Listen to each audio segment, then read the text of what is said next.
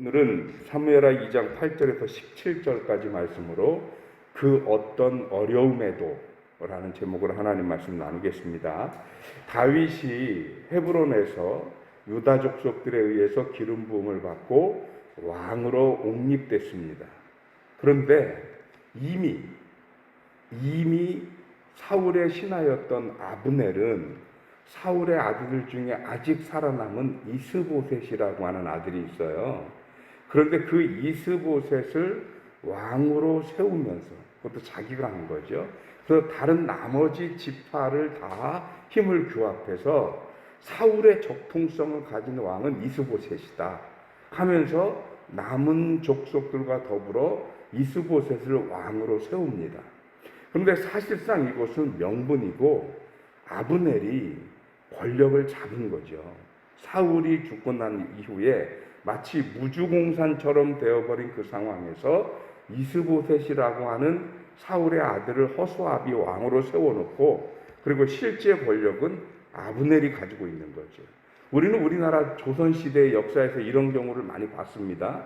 정승들이 또 좌의정, 영의정들이 왕의 핏줄이 있는 누군가를 세워서 왕으로 옹립하고 실제로는 그 좌의정이나 영의정이 그 왕을 좌지우지하면서 그러면서 실제 권력을 차지하고 있었던 그런 드라마나 실제 역사적 사료에서 굉장히 많이 봐서 이게 무슨 구조인지 익숙하지요.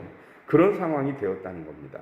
그래서 결국은 유다 지파에서는 다윗을 왕으로 세웠고, 그리고 나머지 지파에서는 사울의 아들 이스보셋을 왕으로 세우다 보니 두 왕국이 서로 대립되는 상황이잖아요. 그래서 두 왕국이 전쟁을 치르게 되는 겁니다. 그런데 여기에 표면적으로 보면 권력투쟁처럼 보이는 이 전쟁에 굉장히 중요한 영적인 의미가 있어요. 왜 그러냐 하면 사울이라고 하는 임금은 하나님을 떠나면서 하나님이 기름 부었던 이 모든 상황들을 거두어 가신 상황이란 말이죠. 그리고 다윗은 어떤 사람이냐? 그런 사울을 대신해서 하나님이 사무엘을 통해서 가서 기름 부으라고, 그것도 사무엘이 선택한 게 아니에요. 사무엘은 다윗의 아들 중에 첫째, 둘째, 셋째가 훨씬 더 잘생기고 좋아했거든요.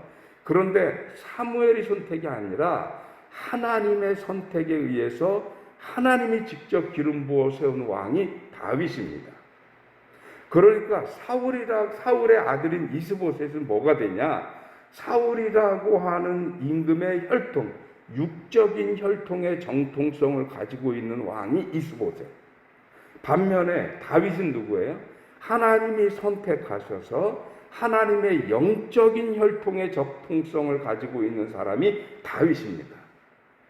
그래서 마태복음에 보면 마태복음 1장에 예수님의 족보가 나와요. 그런데 그 예수님의 족보는 누구를 통해 지나가나요? 사울 왕을 통해 가나요? 다윗 왕을 통해 가나요? 다윗 왕을 통해 갑니다. 하나님이 선택하신 구원의 계보는 그 영적인 계보를 따라서 흘러가는데, 그 영적 계보의 적통성은 누구냐? 하나님의 절대적인 선택권이에요, 이거는. 그래서 다윗이 선택받은 거예요. 그래서 오늘 이 구도를 보면 영적인 적통성을 가지고 있는 다윗과 사람에 의해서 육적인 정통성을 가지고 있는 이스보셋, 다른 말로 아브넬이 권력을 쥐고 있는 이 육적인 혈통의 두 진영이 서로 대결하는 구도가 되어졌다라는 겁니다. 그런데 너무나도 당연히 그래서 모든 과정을 지나고 오늘 17절에 보면 뭐라고 돼 있어요? 이 첫 번째 전투에서, 앞으로도 계속 싸움을 이어갑니다만, 첫 번째 전투에서 이스보셋의 진영, 즉 아브넬이 권력을 차지하려고 육적인 적통성을 자랑하고 주장했던 그 진영이 다윗의 진영, 즉 영적인 적통성을 가지고 있는 진영에 의해서 박살이 납니다. 패하고 도망가 버리고 말아요. 앞으로 이 전쟁이 마무리될 때까지는 또 상당한 시간이 필요합니다.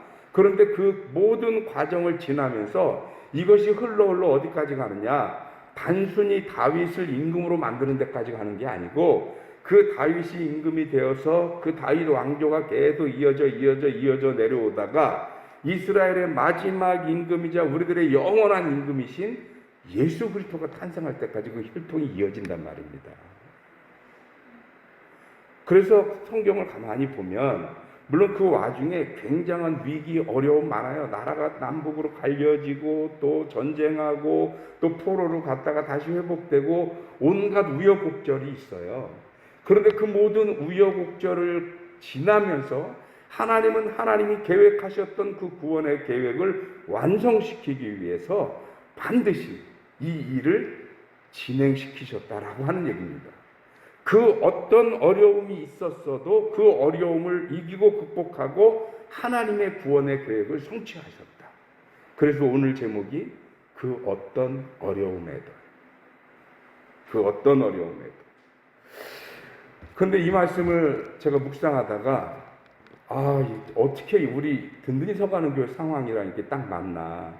왜냐하면 다윗 왕조가 이제 막 다윗 왕으로 기름 부어서 전체 이스라엘 12지파를 통일도 하기도 전에 이제 발걸음을 이렇게 막 디디려고 뒤꿈치 들었는데 이런 일이 생긴 거거든요.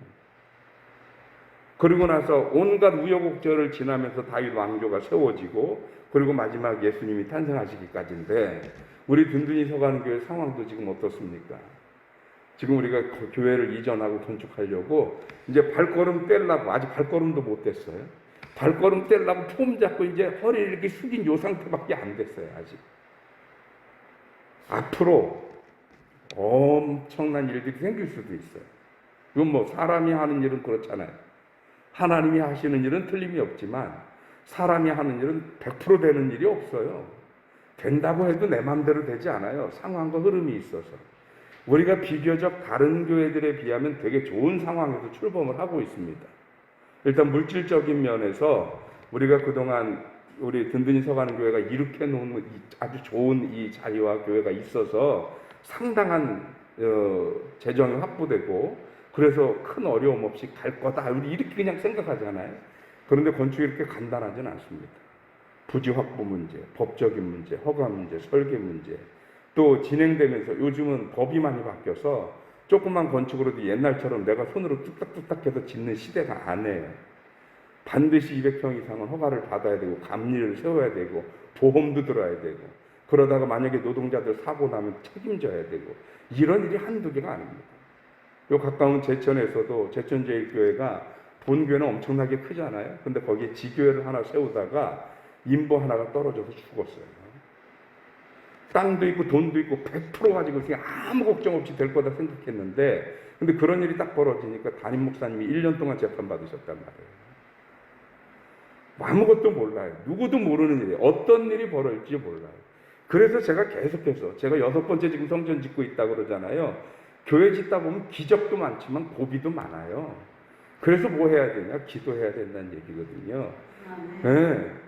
그런데 하나님이 우리를 향해 이런 계획을 펼치신 것이 분명한 이상 그 어떤 어려움이 있어도 그 어떤 난관과 위기에도 하나님은 반드시 이 일을 이루실 것이다 라고 하는 믿음입니다.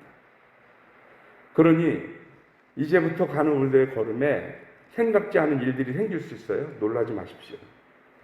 당황하지도 마십시오. 사람이니 염려는 되지만 그것 때문에 좌절하거나 포기하거나 누구를 원망하거나 하지 마십시오.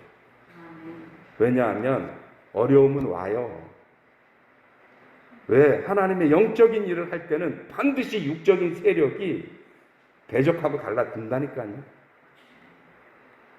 어려움은 와요. 그건 어쩔 수 없어요. 그거 오게 돼 있어요. 그건 구조적인 부분이에요. 그럼 어떻게 해야 되느냐?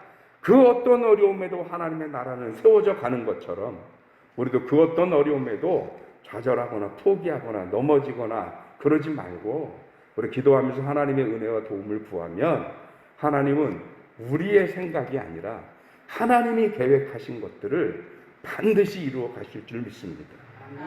그거 바라보고 가는 거예요. 그래서 이제 우리가 건축에 대해서 막 발자국 떼려고 뒤꿈치 뗐는데 이런 상황에서 앞으로 우리가 꿈도 있고 비전도 있고 설레이고 이런 것도 있지만 적지 않은 어려움들도 있을 거예요. 우리가 생각지 않았던 일들, 그 일들이 벌어지더라도 혹여 여러분들 당황하지 마시고요. 두려워도 마십시오. 왜냐하면 우리가 생각한 일이 아니에요. 이건 우리 교회가 형편이 돼서 하는 게 아니잖아요. 사실은. 하나님이 정말 놀라운 기회를 우리에게 주신 거잖아요. 그래서 이루어 가시는 거라서 저는 그렇게 믿어 의심치 않습니다. 이건 하나님이 계획하신 일이다. 그렇다면 하나님이 계획하신 일이라고 한다면 우리가 생각하고 우리가 이루려는 그 노력의 일이 아니라 하나님이 이루시는 일이시기에 그 어떤 어려움에도 하나님은 반드시 하나님의 선하신 계획을 이루어 가시리라고 믿습니다. 기도하겠습니다. 하나님 고맙습니다. 이 아침 밤사이 덥고 후덥지근해서 우리의 몸은 제대로 잠도 못 이루고 뒤척이며 지쳤을지라도 오늘 하나님 앞에 나와서 귀한 말씀 드리며 잠들고 피곤한 우리의 영혼을 깨워봅니다. 하나님 함께하여 주시옵소서. 그리하여서 다윗이 그 왕으로서의 첫 발걸음 자국을 내딛는 그때부터 육적인 세력, 세상의 세력, 어둠의 세력과 부딪히며 어려움을 겪으면서도 마침내 끝끝내 하나님의 귀한 나라를 세워가는 것처럼 우리들에게도 그 어떤 어려움이 닥치고 그 어떤 힘든 일들이 생기더라도 방황하거나 흔들리거나 주저함 없이 하나님 편에 서서 꿋꿋이 우리들의 자리를 지켜가게 하시고 마침내 하나님의 선하신 계획을 이루어 가시는 그 놀라운 역사를 목격하게 하여 주시옵시고 같이 하게 하여 주시옵소서. 하나님의 선하신 뜻이 우리 든든히 서가는 교회와 성도들 가운데 함께하게 하시고 우리 든든히 서가는 교회의 부지의 선정부터 시작해서 그 모든 것의 계약의 과정과 그것의 이루면 물론이거니와 하나님의 전이 건축되어지는 과정까지도 하나님의 선하신 계획과 뜻으로 함께하여 주시옵소서. 월요일 아침입니다. 이 무더운 더위 속에서 사랑하는 성도들 건강 상하지 않게 하여 주옵시고 저들이 이 한 주간도 믿음으로 승리하는 삶을 살아낼 수 있도록 성령께서 함께하여 주시옵소서. 감사하고 예수 그리스도 이름으로 기도하옵나이다. 아멘.